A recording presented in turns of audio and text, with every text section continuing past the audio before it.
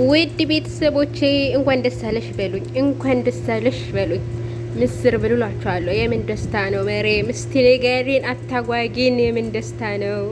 ይሄ እቃ ደግሞ ምንድን ነው ካላችሁ እቃ እያጣሁ የረመዳን ዝግጅት። ለማንኛውም ውድ ቤተሰቦቼ እንኳን ደስ አለሽ በሉኝ ያልኳችሁ ወረቀቴ ተስተካክሏል። ባለፈው ኤምባሲ ፓስፖርት ላሰራ ምናምን እያልኩ ቪዲዮ ሰርቼላችሁ ነበር። በነገራችን ላይ ስለቆየ ረስታችሁት ነው የሚሆን። ይሁን ግድ የለም። በአጭሩ ወረቀቴ ተስተካክሏል። እንኳን ደስ አለሽ በሉኝ። በመጀመሪያ ግን አሰላሙ አለይኩም ብያችኋለሁ። ወይኔ እናቴ አሰላሙ አለይኩም ወረህመቱላሂ ወበረካቱ። ውድ ምርቃኝቶች ቻናል ቤተሰቦች እንዴት ናችሁ? ደህና ናችሁ ወይ? ከኔ ጋር አልሐምዱሊላህ ወሊላሂ አልሐምዱ ሁሉ ሰላም ነው። የኔ ውድ ቤተሰቦች ዛሬ ደስ ብሎኛል ብላችሁ ወረቀቴ ተስተካክሎ እቃውን ሳጥብ ራሱ አልደከመኝም።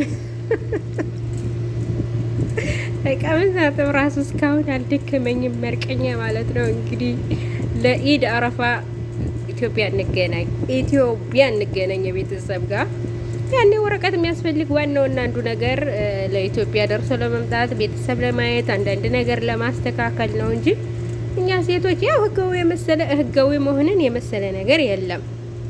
ግን ደግሞ ህጋዊ ባንሆንም እኛ ሴቶች አሁን ኢጃዛ በ4 ወር በ3 ወር ነው መውጣ ወጥቼ ዝም ብዬ ያንንም ለማረፍ ያህል ነው እንጂ ከሰዎች አይን ትንሽ ገለል ለማለት ምናምን ነው እንጂ የሆነ ነገር ሆነ አይደለም። ስለዚህ እኛ ሴቶች ስራችን ላይ ስለሆነ ኖረን አልኖረን፣ ግን አንዳንዴ ደግሞ የተሻለ ስራ ለመስራት ከፈለጉ ምናምን ጎበዝ ሰው ለዛ ያስፈልጋለኝ እንጂ ሌላ ሁሉ ችግር አይደለም። ባጭሩ ውድ ቤተሰቦቼ ወረቀቴ ተስተካክሏል እላችኋለሁ።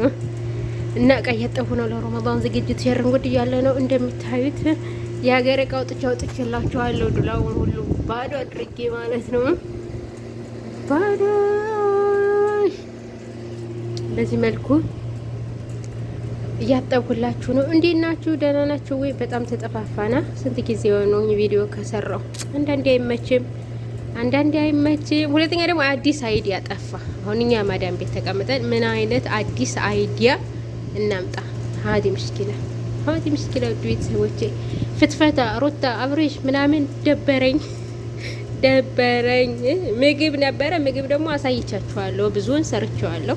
ያንኑ ተደጋጋሚ መስራት ተመልካቾችን ማሰልቸት ነው በሚል እስኪ ትንሽ እረፍት ላድርግ ብዬ ሀታ ሊከፍለኝ $3 ነበር የቀረኝ ከ67 ደርሼ ማለት ነው። እቺ $3 ለመሙላት ምን ስራ ላምጣ? ደስ የሚል ስራ የሚታይ እያልኩ ነው። ኢንሻአላህ ፈልጌ ይዤላችሁ እመጣለሁ፣ ጥሩ ነገሮችን ማለት ነው። ለአሁን ግና የመጣሁበት ዋናው ምክንያቴ ወረቀት የተሰራልኝ ለማለትና የማጥበውን እቃ ላሳያችሁ ነው። ነው አብረን እቃ እንጠብ። እስቲ ነው አስተጣጥቦኝ ላይክ በማድረግ አስተጣጥቦኝ፣ ኮሜንት በማድረግ አስተጣጥቦኝ። ይሄ ራሱ አንድ ገዛ ነው ቤተሰብ እንዴ! ቀልድ ነው። ላይክ አድርጉ፣ ሰብስክራይብ አድርጉ፣ ሸር አድርጉኝ። $3 ላይ ቀረ። $3 ይሙላና ይክፈለኝ ኢትዮጵያው። ስንት አመቴ በነፃ መተፍለፍ። የምር $3 ላይ ቀረ ዩቲዩብ ሊከፍለኝ። እስቲ የዩቲዩብን ክፍያ ልሞክረው ልቅመሰው። ልቅመሰው ማለት ነው። እና ከእንግዲህ በኋላም የጋማ መሰራት የምትፈልጉ ልጆች ከቻላችሁ በምሰሩባቸው ሰዎች ብታረቡ አሪፍ ነው። እኔ ለምሳሌ በምሰራባቸው ሰዎች ነው ያደረኩ። ደሞዝ ያልተቀነሰብኝም። በኋላ የሚያመጡትን ደግሞ አለ ያውቃል። እስካሁን ድረስ ደሞዜ ሳይቀነስ በደሞዜ በዛው በነበረው ደሞዜ ኢጃዛዬን በዛው በነበረው። እኔ ኢጃዛ አፍቃሪ አይደለሁም፣ ውሸት ምን ያደርጋል። ግን በዛው በነበረው በቃ ምንም ኢጃዛ ስላችሁ ጅዳ ምናምን እዚህ ምን ወጣው ለዚሁ በሱ የኢትዮጵያውንም እንደፈለጉ ኢትዮጵያ ብዙ የመመላለስ እቅድ የለኝም። ምክንያቱም ነጋዴ አይደለሁ እኔ።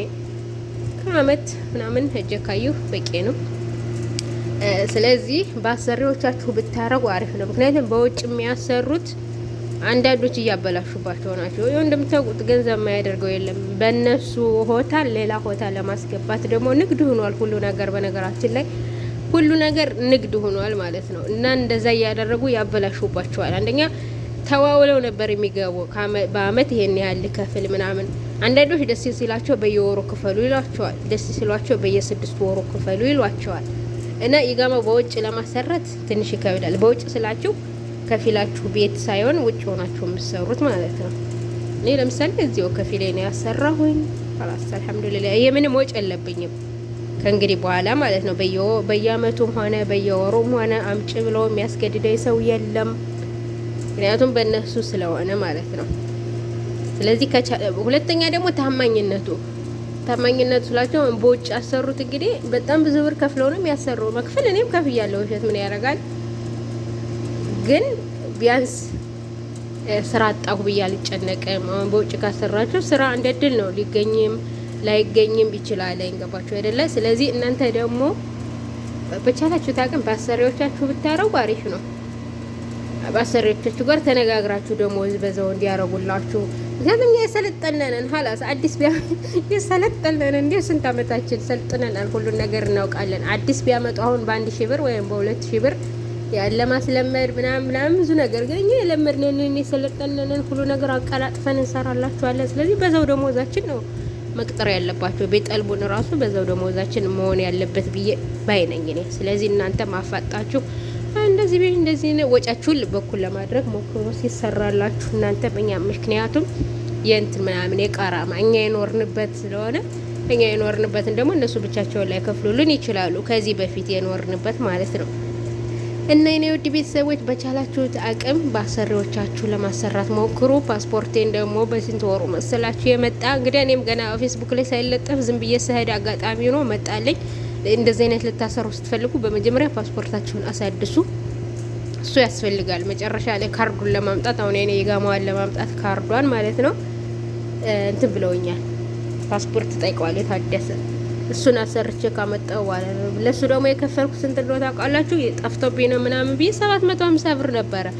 እኔ 1700 ምናምን ብር ነው የከፈልኩ። እናቴ 1700 ምናምን ብር። አይ ወጭ ሲመጣ አይታወቅም። ለምንድን ነው አልኋቸው። ለምን ታጠፋላችሁ? ተቀጣችሁ ነው አለች። እንዴት ትጥላላችሁ? ፓስፖርታችሁን እንዴት ትጥላላችሁ? ለምንድን ነው ሌላው 700 ብር እየከፈለኝ 1700 ምን ከፍል ብያት እኮ ነው። ተቀጣችሁ ነው። ምክንያቱም ሁለተኛ እንዳትጥሉ አለችን። ሁለተኛ እንዳትጥሉ ተቀጣችሁ ነው አለችኝ። ኤምባሲን ብዙም እንትን አላንከራተቱኝም ስላችሁ ቀጠሮ አላበዙብኝም። በመጀመሪያ ፌስቡክ ላይ ወረደ ሄድኩኝ። መጀመሪያ ሄጄ ተመዘገብሁኝ። ከዛ በፊት የፓስፖርት ምናምን ነገር ስለሌለኝ ያንን ለማስወጣት 800 ብር ከፍያለሁ። የፓስፖርቱን ለማስወጣት የድሮ ጋማዬን ለማስወጣት 800 ሪያል ከፍያለሁ። እዛ ያንን በሞባይል ላይ ሲልኩልኝ ያንን ይዤ ደግሞ ወደ ኤምባሲ ሄድሁኝ። ተመዘገብሁኝ። በስንተኛ ወሬ ተጠራመ? በወር ከምናምን ነው በ2 ወር መቼም እኔ እንጃ ረሳሁት። አንዳንድ ነገር ይረሳል። መጣልኝ። ሄድሁኝ፣ ፎቶ ሰጠሁኝ። ከዛ በኋላ በ3 ወሩ ደግሞ መጣልኝ ራሱ ማለት ነው። ስለዚህ አስቀድማችሁ ፓስፖርታችሁን አስቀድማችሁ ተመዝገቡ። በጣም አስቀድማችሁ። ምክንያቱም መቼ እንደሚመጣ ስለማይታወቅ እንግዲህ አሁን ተልተሎ እያመጡ ነው። እኔ ብቻ ነበር አጋጣሚ የኔም ያመጣ ቆይቷል ይመስለኛል። በኋላ ቁጥር አለ ፌስቡክ ላይ አልወረደኝና ቁጥር እስኪወርድ ስጠብቅ እዛ አንድ ቀን ዝም ብዬ ሄጄ ደረሰኙን ሰጠሁት። ፌስቡክ ላይ የወረደልሽን ቁጥር አምጪ አለኝ። የለም አልኩት። እዛ 9 ቁጥር ሂጂ አለኝ። 9 ቁጥር ስሄድ አምጪ እንትንሽን አለኝ። ያሰራሽበትን ከዚህ በፊት የት ነው ማመጣለ አልኩት። ሞባይልሽ ላይ አለኝ። እሺ ብዬ ሰጠሁት። የድሮውን ፓስፖርት ማለት ነው የድሮውን። እሺ ብዬ እሱን አሳየሁት። በዛ ፈልጎ ሰጠኝ። አልሐምዱሊላህ 2200 ቁጥር ነው በሰለ ደረሰኝ። 2200 ምናምን እንደዛ ያህምሽ ሰጠኝ። በጣም ነው ደስ ያለኝ። ምክንያቱም ሳልጠራ ስለሆነ የሄድኩ መጥቷል አልመጣም የሚለው እያወላወለኝ ነበር የሄድኩኝ። ከዚህ ደግሞ ሁሉ ነገር ተዘጋጅቶ ወረቀቷ ልትሰጠኝ ፓስፖርት ብቻ የታደሰ ፓስፖርት ብቻ ነበር ያስፈልገኝ። ወይኔ በላቸው እያልኩኝ እንግዲህ ተወከላላ ብዬ ሄድሁላችሁ። አልሐምዱሊላህ 1 ሰዓት ራሱ አልፈጀብኝም። ወዲያው ነው ይዤ የመጣሁኝ። ወዲያው በታክሲ ሽር ብዬ ኤምባሲው ታክሲ ደግሞ ታውቂዋለሽ አለኝ። አላውቀውም። ራስ ጎግል አድርገው ወሰደኝ አልኩት። እዛ የመጣ ሸር ብዬ መጣሁላችኋለሁ። ውድ ቤተሰቦቼ ለማንኛውም ወሬ እንዳላብዛባችሁ እኔ ምቀል ጨርስ ገና አልጨረስኩም እያጠብኩ ነው። እወዳችኋለሁ። ላይክ፣ ሼር፣ ሰብስክራይብ በማድረግ ቤተሰብ ይሁንልኝ። ዛሬ ደስ ብሎኛል። እቃውን ሳጥብ ራሱ አይደክመኝም። እቃ ሳጥብ ራሱ አይደክመኝም፣ ምክንያቱም ወረቀት ስለተሰራልኝ። ውድ ቤተሰቦቼ እወዳችኋለሁ። ላይክ፣ ሼር፣ ሰብስክራይብ። ወሰላሙ አለይኩም ወራህመቱላሂ ወበረካቱ።